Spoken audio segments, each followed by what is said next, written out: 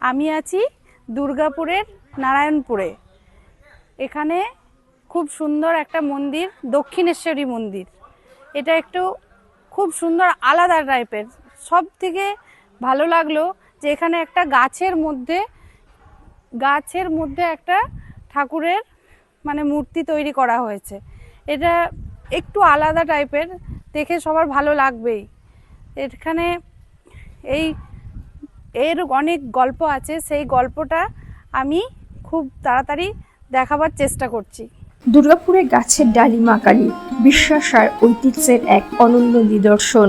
দুর্গাপুরেই এমন এক মন্দির রয়েছে যেখানে গাছের ডালকে মা কালী রূপে পুজো করা হয়। প্রায় 200 বছরের বেশি পুরনো এই মন্দির ঘিরে রয়েছে নানা লোকবিশ্বাস ও আধ্যাত্মিক ইতিহাস। সময়ের সঙ্গে শহর বদলালেও আজও অটুট রয়েছে এই প্রাচীন পরম্পরা। আপনি কি এই মন্দিরের কথা আগে জানতেন?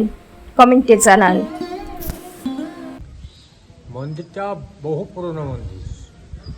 ওই 20 সালে বানে ওখানে একটা মাটির ঘর ছিল, যেখানে আকর গাছটা আছে। ওই মাটির গাছটা 20 সালে বানে ভেঙে গেছিলো, ভেঙে ভিতরে পুজো হতো, এখানে ঘট পুজো হতো।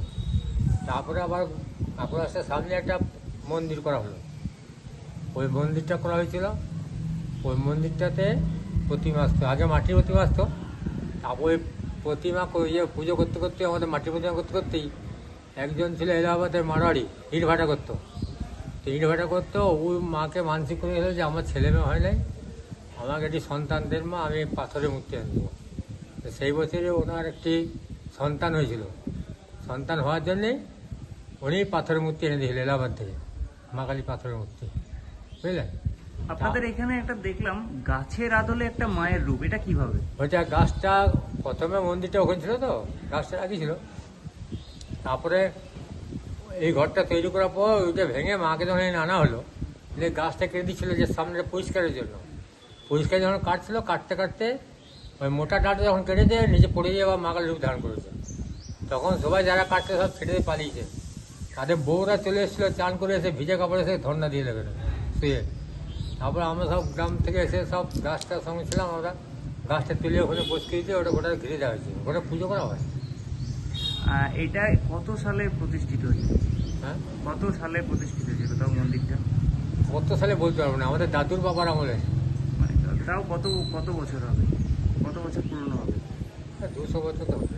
200 বছরের উপরে পুরনো। আচ্ছা, এখানে কি প্রতিদিন নিত্য সেবা হয়? প্রতিদিন নিত্য সেবা হয়, রাত্রে আরতি হয়। রাধাকৃষ্ণ মন্দিরটা পরে করা হলো, রাধাকৃষ্ণ মন্দিরটা এখন পরে করা হয়েছে। এইটাই পুরনো মন্দির, বহু পুরনো। আর এখানে ঘট পুজো হয়, ঘট এখানে আছে, গ্রামে কোথাও ঘট আছে না। মানে এইটাই মেন।